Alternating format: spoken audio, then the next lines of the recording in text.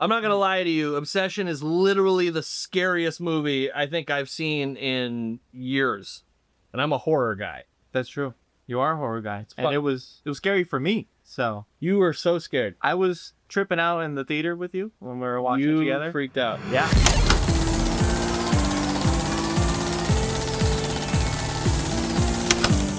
Welcome. Hey, this is our first time. Welcome. Feels great. Our first time. What's up, guys? Welcome to our very first inaugural CINEMAPOLOGIST episode. We love movies. I hate dogging on movies. So we're going to give you like an honest, half-witted, kind of honest review. And we're going to do our best to talk a little shit. So if you like that kind of thing, make sure you like, subscribe, do all the things, and stick with us. We're going to try to bang it out because we know you don't have an attention span for literally anything. Hey, yo, that's true. My name's Wes, writer, director, composer, producer. I do all the things. I'm here with my man with the plan, my side piece, Louis. I'm your side piece. Hey, yo.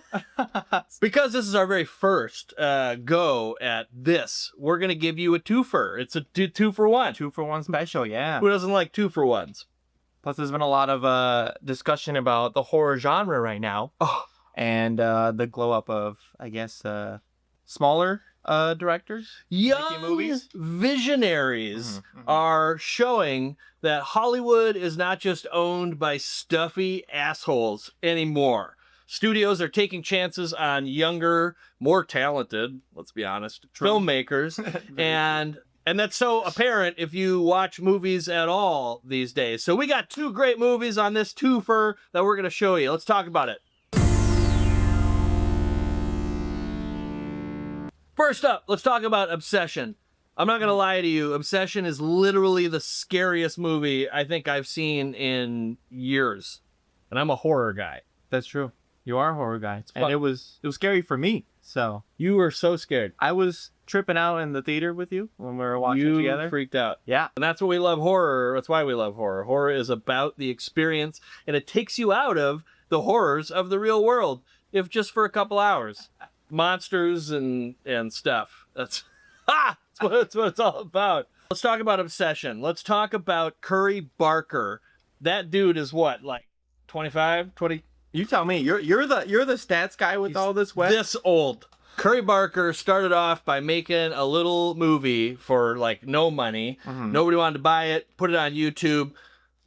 Fast forward, got super viral and famous. Obsession had a budget of $750,000, which is not a bad amount of money. Less than $1 million. That's amazing. I could do a lot with that amount of money. Coming out of its second weekend, right? It's been out for about 2 weeks, and that movie has crossed the $200 million threshold at the box office domestically.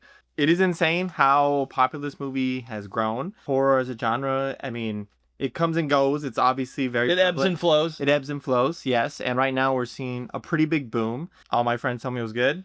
You told me that you were going to watch it. Yep. So I was like, fuck it, we're going to watch it. Do you want to give the plot lines for me? For us? Sure. For everyone? Yeah. Let's be pretty spoiler-free, by the way. We should throw that as a Spoiler-free? Spoiler-free. Okay, I got it. Mostly spoiler-free. Obsession follows the storyline of this guy who loves this girl, right? We've seen it before. Yes, we have. She has friend-zoned him. It's very apparent that it's never going to turn into anything else. And this dude comes across this thing called the Wishing Willow, or One Wish Willow. One Wish Willow, yeah. Where he can make one wish, whatever it is, it comes true. And out of an act of desperation, he makes this wish, and boom, this chick falls in love with him. Now, when you go in, you think that's the movie. You're like, okay, cool. Obviously, Obsession leads to a lot of like scary, unforeseen events, and it definitely does. Terrifyingly so. What I think is so genius about this movie is the subtext of it. The subtext of what it means to take control away from somebody and what the consequences of that are going to be. So I think that the bigger scope of the film, really, this will blow your brain. Hit me. I think that you think the obsession is what the character Nikki is experiencing, and it's actually not. The obsession really befalls the character of Bear. Yeah. He is the one who is obsessed, and he's so obsessed that he's willing to do what ends up being the absolute worst thing. And the fact that they touch a little, like, it almost plays more like a possession movie. Yeah. That I didn't see coming.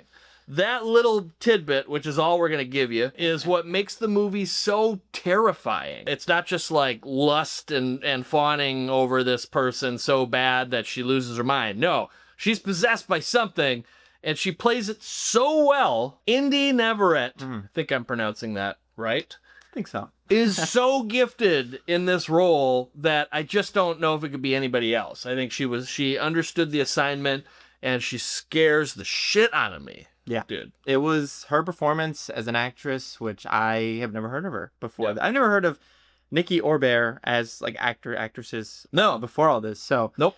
to be pleasantly surprised by new faces and to see them just like knock out of the park is absolutely insane. Let's just say that there's some really eerie scenes that make you Slouch in your seat. slouch in your seat. Curry Barker he's got a big future ahead of him. I mean, like I said, you go in with an expectation of what this movie is, and it definitely takes you deeper than that. There's just so much detail to it. And as Louise said, it continues to grow. More and more people are going to see it. It's being talked about. And that's So what's much. most important. To have a movie that is talked about is huge. We don't see it as much anymore. And I think the newer generation, especially the YouTube era of filmmakers, I think is huge because they already know how to get it out there. And if you haven't seen it, you got to go see it. 9 out of 10 across the board, scariest movie I've seen in a long time. I think you'll think so too. The ability for a movie to stick in my head post like theater for a week plus, and just seeing it all over on the memes, the Instagram, the TikToks, etc. It's left a present on everyone, anyone, any demographic, specifically the youth. Online, they are very much enjoying this movie, and it has been memeified. When you're memeified, that means it's a goddamn thing. It's a goddamn thing. So there you have it. 8.5 out of 10. 9 out of 10 is what I'm going to give that. Now it's son a of 9. Bitch. Now It's a 9. We are Okay, we're matching. both at 9 out of 10. 9 out of Okay, 10 in this there you movie, have so. it. Now, let's talk some shit. Ooh. I'm going to be honest. I can't really talk a whole lot of shit about. I mean, I know that's my thing. It's hard for me to trash any movie as a filmmaker. I know what kind of work and energy and dedication goes into doing it. But we got to nitpick at least one thing. If I had to nitpick, which I don't, because I honestly think the movie ends very well. I think if Curry Barker knew what he had when he was making it, he could have left that ending open a little bit. It's hard to dive into it without spoiling it, but there's a couple elements. Man. There's a couple elements that we could have changed that could have maybe left that door open. And that could just be me. When I'm making something, I like to leave the door open because you never know. You just really never know. He doesn't really do it. It kind of has a good like finality to it. And that's fine. It's great, but that would be the only nitpick I got. Cory Barker, the director, and the actress for Nikki discuss an alternate ending, which we won't get into more details, but they had shifted it based on reflection of the first shoot. So Yeah. So after you watch it, Indy Neverett, go listen to her Instagram page / interviews with her and the whole cast of Obsession, so you can get the alternate ending discussion and the view of the director's first take, and then they ended up finally at this take. So I can't spoil anything, but it is so cool that this has all been shifted even during like the midst of shooting this. It's growing. It's just always growing. Yeah. And they didn't know it was going to grow as much as it grew. So. Yeah. Obsession. Go see it. It's still in theaters. Probably will be for a while. I hope so.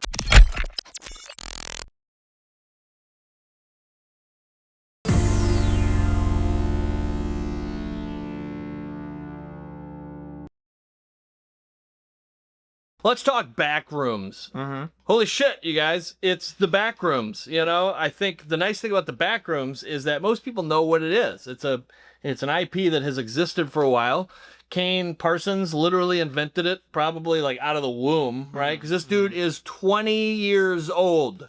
20 years old. Young directors, man, they're taking over. Crazy. Backrooms took to YouTube like a flame. Yep. I'm off to flame. Holy shit. I can't talk. Backrooms started on YouTube. It was a series. It had like kind of this way of sort of keeping you engaged without really giving you like a whole lot of plot. And I feel like the movie did the same thing. It was great. It was like this kid got a budget. Backrooms had a budget of $10 million. More money than Obsession, but A24 picked it up. A24, little bigger studio. They're known for taking slightly bigger risks on anything that they think is cool shit. And that's why we love A24. Greatest studio ever. Sponsor us. Sponsor us. Anyway, $10 million. It has just passed its first weekend, and it's already crossed the $100 million line. So that's going to continue to grow. A lot of people are going out to see it. A lot of people are talking about it. And Backrooms feels to me like James Wan showed up, said, hey kid, I'm going to bankroll your whole damn operation. Here's $10 million. What do you want to do different? And he thought, let's put some actual actors in this thing. And instead of the rooms being mostly CGI, let's build that shit. Way to go, Kane. Crazy. Hell yeah. Practical. Practical wins every time. It's always going to beat digital. That's why we love it. And I feel like the Backrooms takes you on a very similar journey as the series does. It builds tension. It builds character. Doesn't give you a lot of plot, but it does have some plot. Yeah. And then it just takes you on like a fever dream. And then when it ends, you're like, what the fuck? Yeah. Wes, I have a question. Yes. Do you know about the Backrooms creepypasta lore? I mean, you've heard A about little bit. Yeah, a little bit. The Backrooms is a creepypasta, like online horror-based thing, right? And it took to YouTube, as Wes was saying. It caught on fire, took storm, and people were just making scenarios and ideas and like more lore behind like the Backrooms. There's the pool rooms, there's the vent rooms. I think it's cool that it's gone beyond just Kane. Like other people have taken it and run with it. And it's just become this like cult like phenomenon beyond just Kane's vision. For sure. Which I would imagine he thinks is pretty cool too.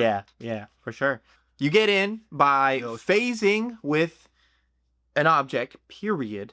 So say you run into a door and you accidentally slip through and boom, you appear in the Backrooms. That's literally how it happens in theory, right? That's some Flash ass shit. Yeah. Or you find a portal and you enter the Backrooms. So there's a couple ways to get into the Backrooms. And this is like in theory, creepypasta, internet world, and then as we discussed with A24 and the movie that just came out, very successful so far. It is currently a pretty nice depiction of everything that you see online.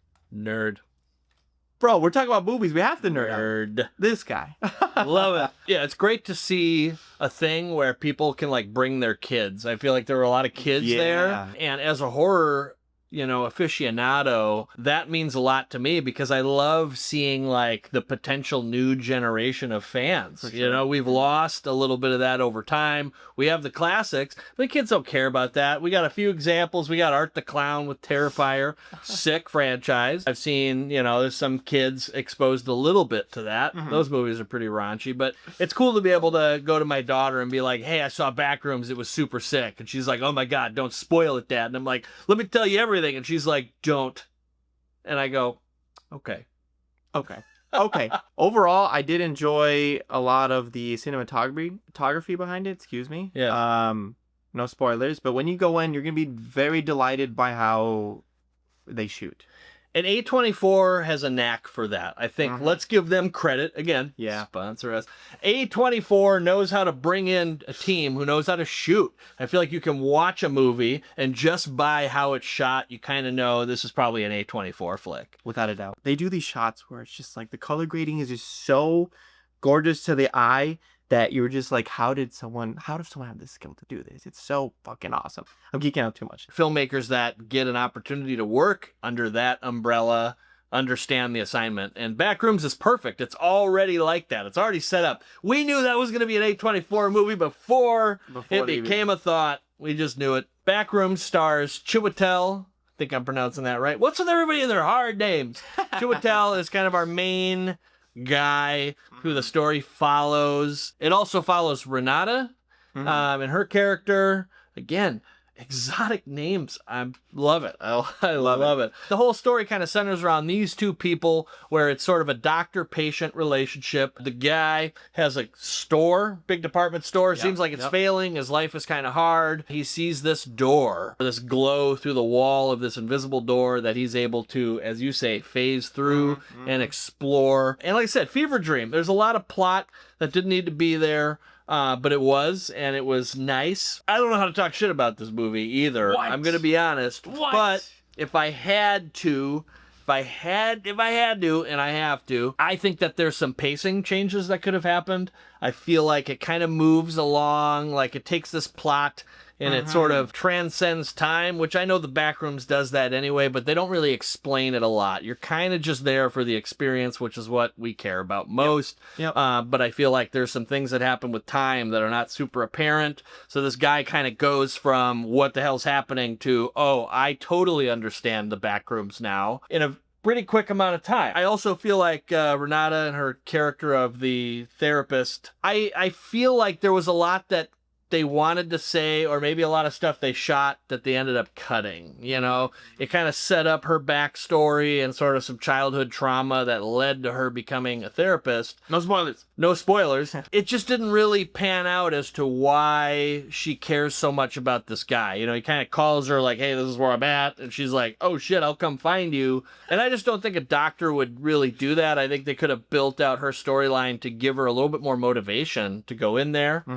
But that's what I got. It's trying to take characters and place them into a thing that has never really needed solid characters. The Backrooms is the character, and it is executed swimmingly. It's so good. It takes you on that journey, and we know they're going to do more. We know there's more. He's already announced it. They're already early pre-production on Backrooms 2. I think it'll be great. Milk that cash cow, baby. 824, a good cash cow, okay. It's very loved and it's very prominent in our current culture. I have a lot of nitpicks. Go ahead. So the plot that they gave us, to me, was just okay. If they dove into a little bit more, if they took a different route with it, or maybe just did any other version with a plot and entering the Backrooms, I think maybe that would help it be an all-encompassing movie. The plot got the job done. That's what I'm going to say. And for all we know, that could just be the framework being laid for more things in the future. We know that the Backrooms is successful in the series because it compounds and it grows and it just becomes this organic thing. And we got to give Kane a shot. I mean, maybe he's going to do the same thing with the movies. We don't know. He's a smart kid. He's done more than we have. That's for sure. The Backrooms are what really bring it home. That's what we want, and we get that, and it's beautiful, and it's built. I would say the majority of it is actually built. You are there. It's not computer animation. Everything's got a little bit of computer animation, but it is a built set. They've talked about it. It's huge. You could actually, people can go visit it right now. The set is still up, and there are people who can go. I don't really know a lot about that. I can see maybe something in the description, but like you can go see it, which is super dope. That is awesome. And the Backrooms, it just does it. I would say for me, I'm gonna have to land that right at an 8 out of 10. I like it. It's enough. There's enough. The good greatly outweighs the bad, and I will definitely rewatch it again and again. 8 out of 10 for me, dog. I'm a touch lower than you. Yep. I gave it a 7.5 out of 10. So Good. that's a little low, but like I said in previous video with Obsession, rating scale like 6.5 to 9, fire movie. So hell yeah, just some critiques. There you have it. That's our CINEMAPOLOGIST, honest to God. We're supposed to rant a little, so we did. You know, we tore it apart. Fucking A. Thank you guys so much for tuning in on CINEMAPOLOGIST. We got more. Remember to like and subscribe if you like what we're doing. Always be kind, rewind, love movies, support it. We're out. Simple. Son of a bitch. So easy.